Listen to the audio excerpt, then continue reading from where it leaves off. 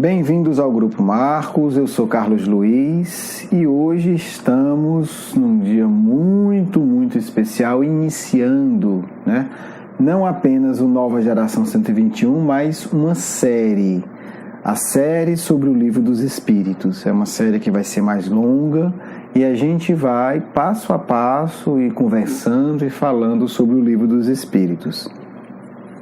Hoje a gente vai traçar um quadro geral do que é o Livro dos Espíritos, em que momento o Livro dos Espíritos chega na história da Terra e como é que é a construção do Livro dos Espíritos. Primeiro, se a gente pegar de um ponto de vista histórico mais ou menos limitado, para a gente entender um pouco o valor do Livro dos Espíritos, a gente tem que passar rápido assim, um panorama dos últimos 30 mil anos, para que a gente comece a se situar na história. Por quê? Quem fez o curso, o nosso módulo 1, que trata de imigração espiritual, já conhece um pouco isso. 30 mil anos é a nossa história recente na Terra, mais ou menos, tá certo? É mais ou menos o período que chega toda a migração dos outros planetas, A gente conhece um pouco mais os planetas ligados à Capela, mas certamente existem alguns outros, e começa um processo de desenvolvimento. Esse processo de desenvolvimento, ele se dá, falando de uma forma simples, em dois níveis. Você tem os espíritos que vieram do outro mundo e tem os habitantes da Terra. Níveis evolutivos totalmente diversos, muito mais animalizados e os outros mais intelectualizados, mas com as paixões inferiores ainda, senão não teríamos vindo para cá. Desse grupo que veio, você tem espíritos mais evoluídos, aqueles que quase ficavam lá e aqueles que vieram porque quiseram. Porque de repente a família toda vai, a família espiritual, um número enorme do seu grupamento espiritual foi convidado a se retirar, foi expulso para a Terra. E a pessoa às vezes decide vir, cada um. O fato é que há sempre espíritos bons na história. Esses espíritos bons, eles começam uma tradição que ao longo dos milênios vai ter diversos nomes.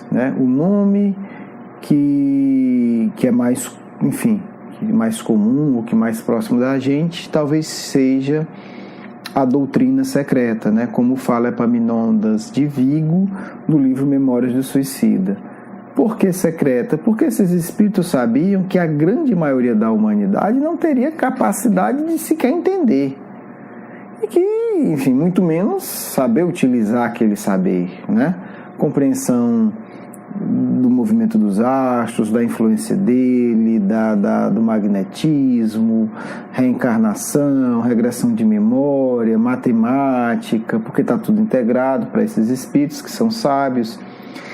Então eles não têm como, não é uma questão de egoísmo ou de arrogância, simplesmente eles olham e dizem, não dá para conversar. Se eu for falar desses assuntos para a maioria das pessoas, elas vão ficar confusas e perdidas. Então eles formaram grupos em que esses estudos eram de fato desenvolvidos, experiências eram feitas, e à medida do possível esse conhecimento era dado de forma simbólica, de forma alegórica, como uma forma de preparar essa grande massa para um dia receber uma compreensão melhor. Então é importante entender isso, não é essa coisa de porque são espíritos que não querem ter o poder, querem ter não sei o quê. Espírito evoluído não é assim, porque se fosse não é evoluído. Mas é simplesmente de dizer, são crianças que não têm como entender, então vamos contar uma história, Vamos criar algo simbólico, porque pelo menos eles decoram a história e começam a se ser sensibilizados para uma compreensão mais profunda. E aí a gente tem todo esse desenvolvimento, na Índia, no Egito e etc, etc. Por que é que eu estou falando tudo isso, se o assunto é Livro dos Espíritos? Porque essa doutrina ela foi mantida em segredo de uma forma extremamente rigorosa em todos os povos. né? Os grandes sábios não era permitido. Tanto é que a gente sabe muito pouco, de fato, do Egito. Os processos para que você fosse admitido nesses grupos eram extremamente austeros. Por quê? Porque você, não é porque é testezinha, grupo de elite, nesse sentido vulgar do termo, né, como a gente tem na nossa sociedade. É realmente assim, você está capacitado emocionalmente, vibratoriamente, em ter essas experiências, senão é melhor você não ter, porque você vai se prejudicar. E se você tiver e aprender a sair falando para quem não está, você vai fazer o mal às pessoas, né? Essa é a base da estrutura da doutrina secreta. É o amor, é o respeito à limitação do outro. Só para a gente ter uma ideia, isso existia na Grécia. Só que na Grécia, e Emmanuel que fala isso no Caminho da Luz, os processos iniciáticos, comparados com os processos do Egito, era brincadeira de criança, e ainda assim são seríssimos, mas assim, é um negócio muito mais leve. Pitágoras, para você ser admitido na escola pitagórica, por exemplo, um teste assim, o pré-vestibular, é 5 anos de silêncio. 5 anos de silêncio profundo. Quem já teve a feliz e difícil experiência de passar um dia completo em silêncio, sem distração de pensamento, né? Sem televisão, sem livro, sem nada, em silêncio, sabe que é uma experiência profunda. Eu não tenho a menor ideia do que significa 5 anos. Eu posso garantir que alguém que fica 5 anos de fato em silêncio, né, voltado para si, se torna outra pessoa. Não tem como, senão a pessoa não aguenta. Então, mas isso é o leve, segundo Emmanuel, né? Esse é o light, é o modelo vamos devagar que dói. Pitágoras, que foi um iniciado no Egito, ele teve que esperar, e aí ninguém sabe detalhes, mas sabe-se que ele passou 20 anos para ser admitido em determinados grupos. E Pitágoras é o pai da filosofia ocidental, né? Uma figura extraordinária. Por conta de tudo isso, tá certo? Então, essa doutrina ela veio ao longo do tempo sendo mantida por grupos muito específicos que sempre ajudaram a sociedade, mas nunca abriram isso pela incapacidade social. Na Grécia, que a gente tem mais exemplos, por exemplo, a gente tem o oráculo de Delfos, o qual Sócrates respeitava profundamente, o qual orientava a sociedade, né? Nas dúvidas, nas angústias, as pessoas iam lá para os chefes de estado, os governadores, eles iam lá em busca de orientação do oráculo, né? Da informação, da orientação espiritual. Obviamente os espíritos orientam quem tem um coração honesto, né? Seria muito bom se a gente tivesse isso hoje, por exemplo. Como melhor governar o país, como melhor atender as pessoas, como melhor servir. Quando a pergunta é essa de coração, os espíritos ajudam, tá certo? Então são exemplos, tá certo? Então essa doutrina ela vem sendo passada. Conta Epaminondas de Vigo, né, que é um dos instrutores mais elevados da Colônia Maria de Nazaré, que trabalha com regressão de memória. A gente falou bastante dele na série sobre o Memórias de um Suicida.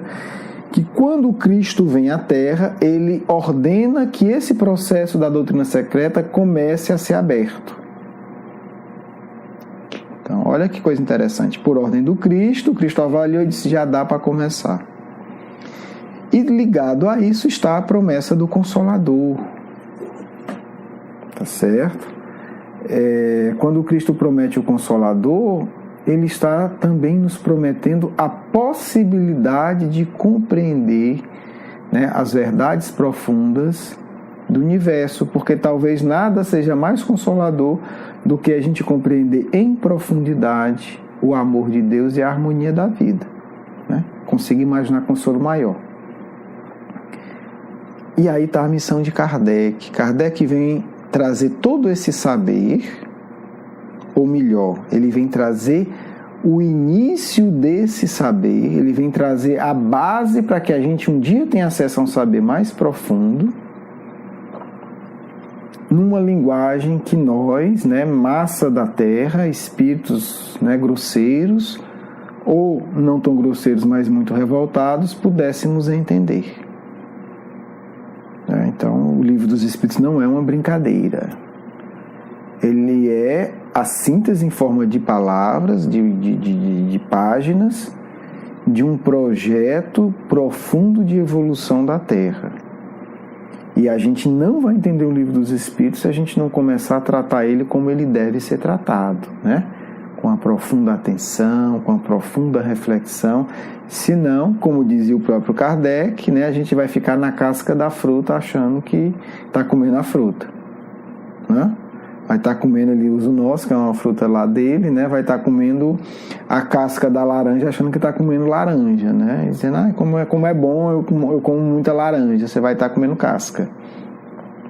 Então é necessário, porque todo saber espiritual, ele exige uma preparação íntima. Não adianta. Você pode fazer um curso universitário com Jesus, se você não tiver preparação íntima, você não vai aprender nada. Não adianta, né? Você tem que ter um processo íntimo para que ele possa sintonizar com um processo que vem de fora. Tanto é que teve pessoas que conviveu com Jesus e não adiantou muita coisa. Então, a gente tem que começar a entender isso. No crescimento espiritual não é uma palavra, uma frase, uma teoria que a gente decora. É algo que a gente torna vida. E o Cristo já anuncia isso.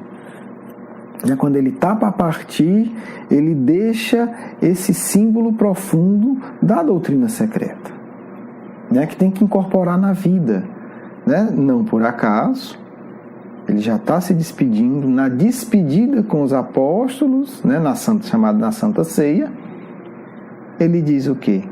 Aquele que não comer do meu corpo e aquele que não beber do meu sangue não é digno de mim. Isso é uma iniciação para quem entende.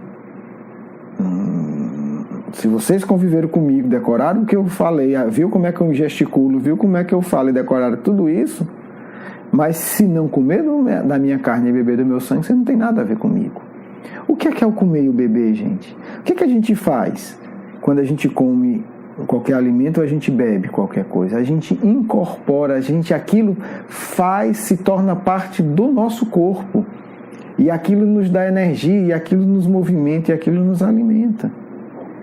Essa é a marca da iniciação verdadeira, né?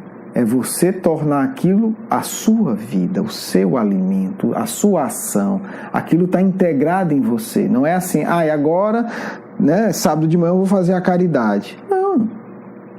Fazer o bem é um propósito de vida. Você pode ir para um trabalho assistencial que tem que ir, é válido, é nobre. Mas não é aquilo. Aquilo é apenas uma das expressões de quem se propõe a ter um caminho espiritual sincero. Então, o que a gente vai ver no Livro dos Espíritos é a síntese desse saber profundo, né? Então, é importante a gente se dar conta disso para que a gente não vá feito bobo e fique na casca. Tem um alimento saborosíssimo dentro desse livro. Mas quem ficar só na palavra, decorando e repetindo e dizendo que sabe, vai ficar com a casca, merece ficar com a casca. Porque não está se preparando intelectual e emocionalmente para, de fato, usufruir desse alimento, né? A gente pode dizer que ali está a carne e o sangue do Cristo. Ali está a essência, tá certo? Para que a gente possa fazer isso. No próximo programa a gente vai falar um pouco mais de como ler o Livro dos Espíritos com esse olhar. Só que a gente já vai para a apresentação do livro. Eu acredito que na apresentação do livro os Espíritos já nos ensinam, já dão as dicas, né, de onde é que a gente, né, e que terreno é esse que a gente vai colocar nossos pés. Mas vai ficar para o próximo programa, gente. Vamos agora para a nossa segunda parte. Agradeço a atenção, o carinho, os e-mails. Agradeço profundamente quem está ajudando a divulgar o programa, dando like no Facebook, compartilhando. Isso é essencial, né? Cada um pode ajudar de uma forma. E aí tem que colocar isso em prática. Não interessa se é muito ou pouco, interessa que coloque em prática. Grande abraço, beijo no coração. Vamos para a nossa segunda parte.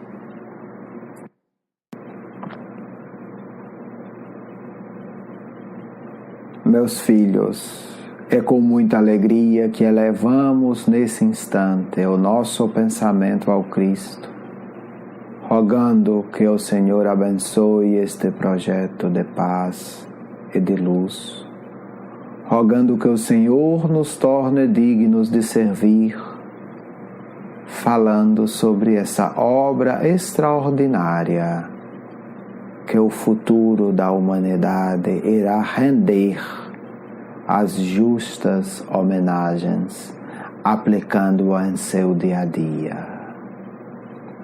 Vamos, Senhor, com a Tua ajuda a entender que as páginas que estão muitas vezes diante de nossos olhos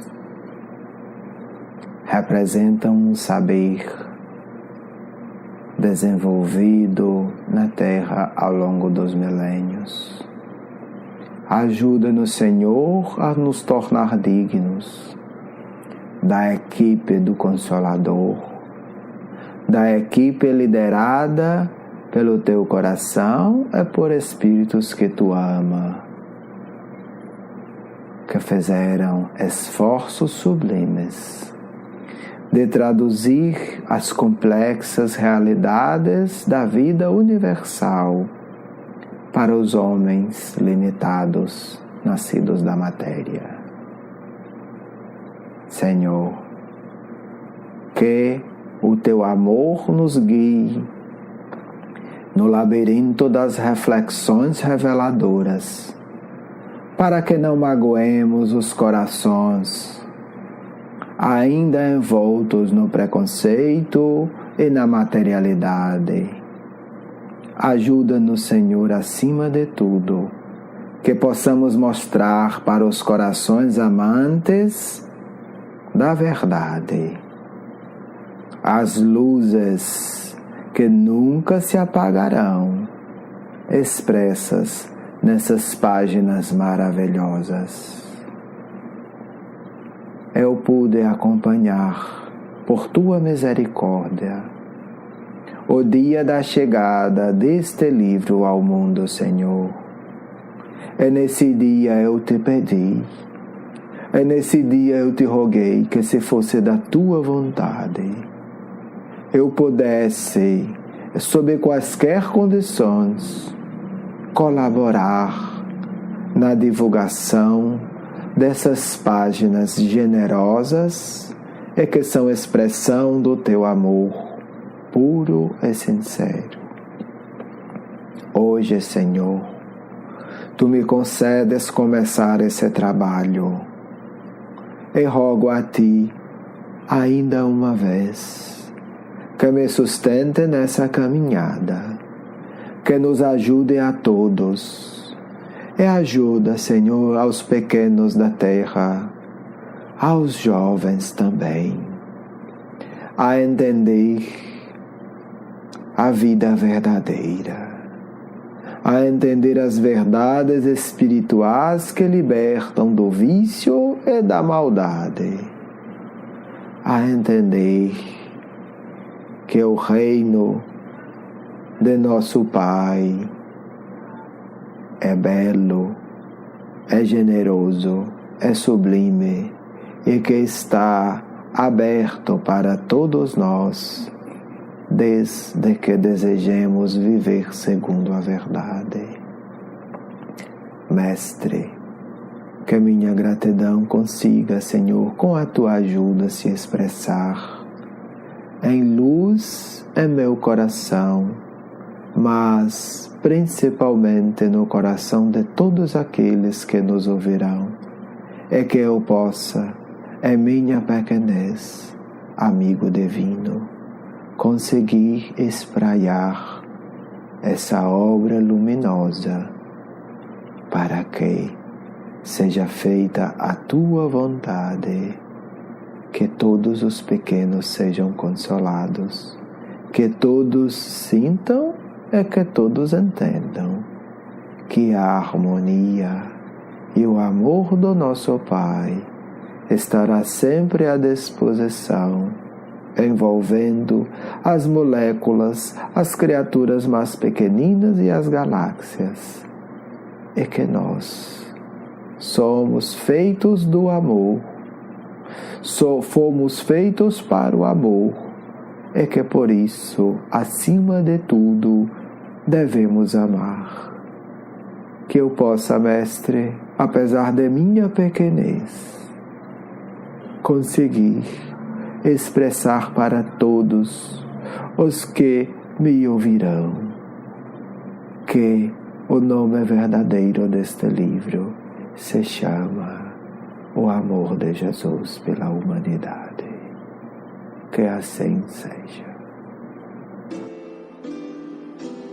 Quero agradecer o seu carinho, a sua atenção, e para conhecer mais do nosso trabalho, por favor, visite o nosso blog, grupomarcos.com.br. Um grande abraço.